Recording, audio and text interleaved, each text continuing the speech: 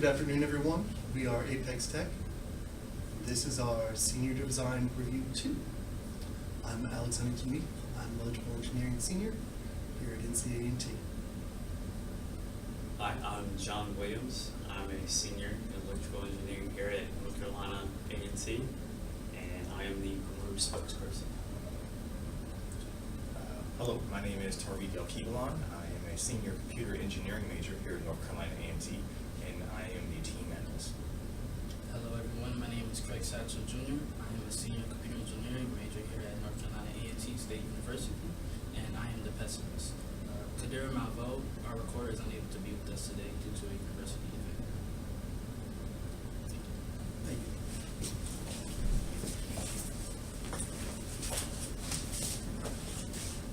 Our objective in this oral presentation and project is to assist Northrop Grumman in evaluating high-power RF transistors, as well as contribute to the overall general body of knowledge for gallium nitride and high-power RF transistors through the use of and evaluation of third-party products.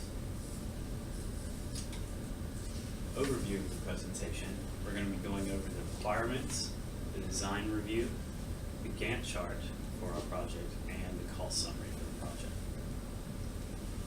And I'll now turn things over to my classmate, Tariq. Here are the requirement specifications that we derived from our customer, Northrop Grumman. First up was that our test bench must be able to measure, our parameters, such as output power, power density, and it needs to be able to measure these parameters within the IFF band, the L band, and the S band. The reason behind this particular engineering requirement was that test bench must be able to verify parameters across all the bands that we'll be testing against. That particular engineering requirement is tied to our marketing requirement that the test bench should be able to verify power and transmission parameters. The next engineering requirement is that the test bench must be able to record input to and from the connected transistors. We need this particular requirement because we will be needing to verify our outputs at a later time. And that too is also tied to the first marketing requirement. Our second marketing requirement is that the technology utilized should be in compliance with government privacy policy. The two engineering requirements derived from that marketing requirement is that the transistor manufacturer sales offices must be within the United States, and the transistor manufacturers are accredited, or Department of Defense accredited suppliers. Moving on to the next slide. These are some more marketing requirements and their derived engineering requirements. Here, the next marketing requirement is that the test bench should be able to test gallium nitride transistors. With that being said, the engineering requirements that we derive from that is that the test bench output of the gallium nitride transistors should have a max 10% error tolerance with the corresponding ADS simulation. The reason for this particular engineering requirement is that we'll need to actually be able to verify that the customer transistor performs to what is actually specified to in its data sheet. The next engineering requirement is that the test bench must be able to prevent the connected transistor from overheating. Given that particular justification for that one is that given that we are testing various different transistors, the particular equipment can get very hot, and we need to be able to handle that type of heat. The next marketing requirement that we receive from our customer is that the technologies utilized should be readily available and compatible. We derive three engineering requirements from that marketing requirement. One is that the tested transistors are commercial off-the-shelf products as defined by the Department of Defense. The reason for that is that the customer is only interested in standard parts, no custom parts. The next engineering requirement is that the tested transistors are currently produced by manufacturers. The reason for that is that we are testing against current state of the industry. And the next engineering requirement derived from that particular marketing requirement is that the tested transistors will still be in production within the next 2 years, which means that the transistor isn't in at the end of life. We're trying to get a understanding of the current state of RF transistor industry. All right, and I'll be moving on and passing it on to my colleague. Thank you. Thank you, Terry. This is a level 0 block diagram of our test bench. As you can see, the inputs here are the RF transistor, user frequency control, and 120 volts AC power. The only output that we'll be getting from this bench is the real-time electrical data. Looking a little deeper into the level 1 block diagram, as you can see here, things have got more detailed. User frequency control, I just mentioned, we're going into the signal generator as well as the 120 volts AC power. This will be the voltage from the power supply. It will produce a generated RF signal that we will go into a matching, we'll take into our matching system. This will have two outputs, one of which will be the attenuated input signal, which will end at the output monitor, and the regular input signal will be heading to the evaluation board. And this is where our RF transistor will reside. That is also being supplied by elements in our power supply here. This attenuated output signal will be its only output. That will also end at the output monitor here, which will also be supplied by the 120 volts standard AC wall power. And that's where our output of the real-time electrical data will be coming out from. So we're going to turn things over to Craig. Thank you, John. One of the requirements for the team was to illustrate the system using a UML diagram. The particular UML diagram that our team chose was the use case diagram, which is what you see here. Now, use case diagram illustrates the system from the user's point of view. The stick figures that you see on this diagram represent the different actors. There are actors, and they interact with the system itself. So on the left side, you'll see human actors, and on the right side, you'll see non-human actors. The actual rectangle itself represents the system, and inside you will see these ovals that represent the different use cases or functions of the system. The functions of our system will be monitoring the S-band frequency, monitoring the L-band frequency, and also monitoring the IFF band frequency. And then you will record measurements and validate the transistor functionality.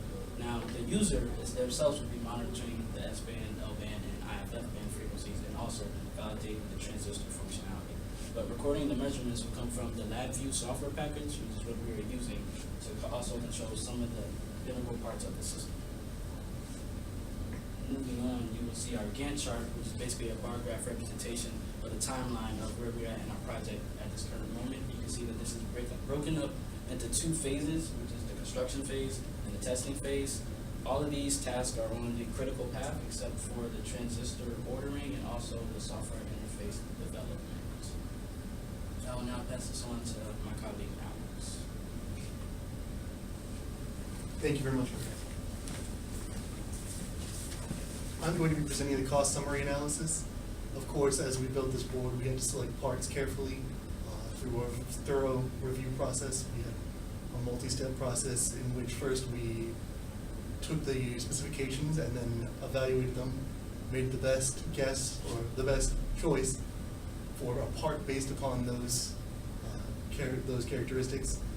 Then we passed that process up to our advisor, Dr. Shea, who commented and returned his evaluation, and we made changes in accordance with his specifications. And then we passed that review on to our corporate sponsor, Dr. Davis, who also made recommendations and changes.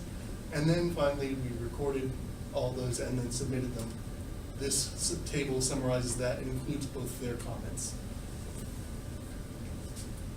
I'm not going to go through all the items just for lack of time, but you can see here, each section has the notes and the reasoning why, as well as the price and itemization.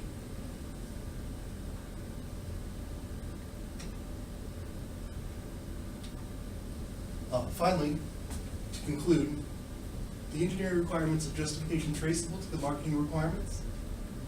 We've reviewed the design through both the block and the UML design diagram. We've shown you the Gantt chart with its scheduled time, and we've illustrated the cost summary table. This concludes the presentation component. We'll now be going through the review. Great. We will begin our demonstration here, in which we will be conducting an integration test in which we will use the signal generator in conjunction with the signal analyzer and the LabVIEW software package to control those. Moving on, we will show our integration test document.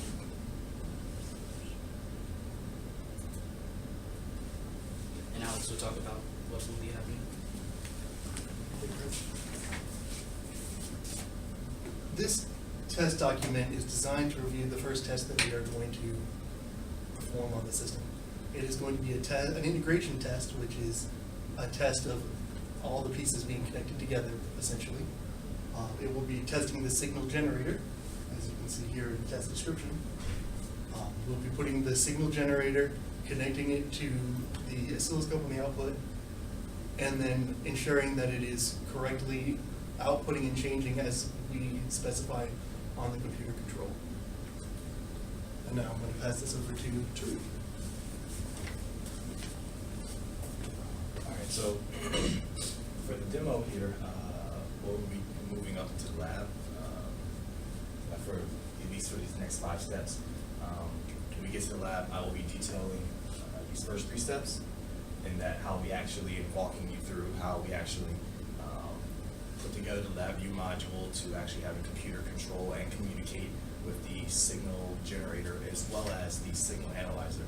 And my colleague John here will come on and he will actually implement the changes of the signal analyzer and the signal generator in order to actually demonstrate that we're controlling the signal generator and that we can actually read the signal analyzer and control that as well.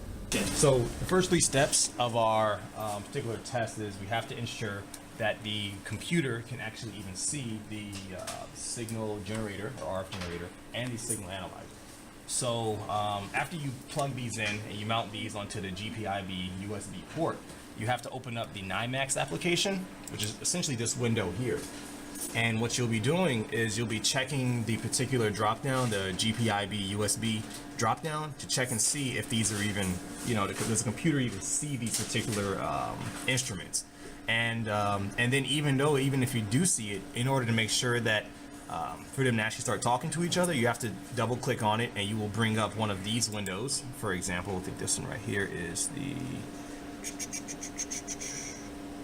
I think this one right here is the actual signal analyzer. What you would do is you would basically send a string to it, and you click the query button here, and it would send back a string back to the computer, essentially saying that, hey, we can read, we can communicate. And then you do the same thing for each and every signal, at least, not each and every instrument at least once, so that you know that they're working. And then from there, we actually went ahead and started to put together the actual module.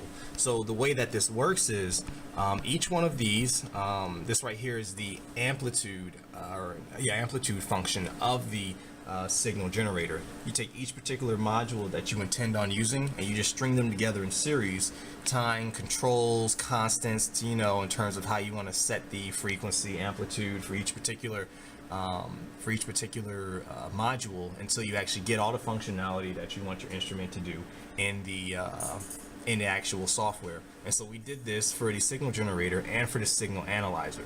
And then with that, what you get is, on this window, is basically your front panel. This is where actually your controls are. And as we further develop this, where actually Windows will be able to see our data in real time on the computer. As of right now, we have a couple of controls here, such as we can control the sine wave, or make the RF generator generate a sine wave. We can control the amplitude, the frequency of the signal generator. Of the signal analyzer, we can control enable the continuous sweep function, so that we don't just see a screenshot of it. We can actually see the signal in real time, and we can also control the start and stop frequency as well of the signal analyzer. Now I'm going to hand it off to my colleague John here to illustrate us changing the RF signal frequency and amplitude. Thank you.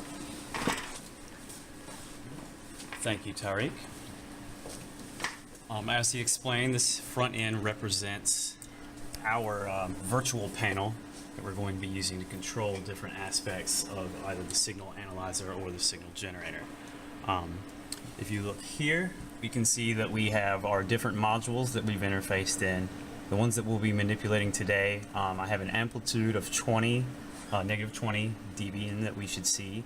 We're starting at the frequency of 1 gigahertz, as we said in the test document. We have a continuous sweep control where we can see continuous data or freeze a particular frame to get a closer look at things, as well as the start and stop frequencies, which are going to define our range that we're looking at. So as we've got this all set up here, we'll go ahead and run the module. Alrighty, and we'll turn on continuous sweep. Now, as you can see here, now that we've got the signal generator, which has set to the 1 gigahertz I just specified, as well as the negative 20 dB. You can see we are getting our peak of negative 20 dB, and this is our center frequency of 1 gigahertz. And now we're going to attempt to go up in 0.1 gigahertz increments, and just watch as that affects things in real time here. So that's our first up. And we go up to 1100. There we go. Now, as you can see here, our center frequency has moved to 1.1 gigahertz. And every time we move 0.1 gigahertz on the front end, we should see it here as well. Okay. Go up another 0.1. As you can see, it reacts in real time. We can disable it at any time and check the peak value and the center frequency to double check it. And we'll go up another 0.1 to 1.3 gigahertz. So you want to change the amplitude too? And we can change the amplitude as well, yes. Let's go for maybe 15 dBs. As you can see, our peak drops. Increase. Increase. In perfect time. We can freeze it and take a closer look at it and show that it's gone down.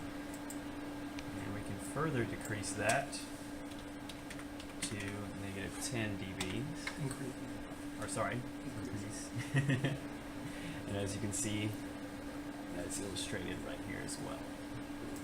And that should conclude our demonstration of our integration test, which we successfully performed with the LabVIEW software. And thank you very much. Thank you, Dr. Shea. Thank you. Thank you very much, guys. Thank you for watching our demonstration. This concludes our presentation. Do you have any questions, Dr. Shea? So far, I think it's doing good. So we just need to continue to getting the data and also power up the system. And yeah, the hard work still ahead, but we have the foundation, pretty good foundation right now. We have the major things like the computer communications and the system components to be in-house, so we can starting to, getting better work done. Yeah. Okay. So hopefully we have a very nice project finished to impress our support. They spent so much money, I guess. In one of the presentation, you showed the cost, but you didn't emphasize on the total. Yeah, so which is a pretty big invest from the $10,000. $10,192. Yeah. Okay. So maybe have a little bit more cost, the small ones, but yeah. Okay. All right. Thank you. Thank you for your time. This concludes our presentation. These are our references. Thank you very much. We are Apex Tech. Thank you once again for your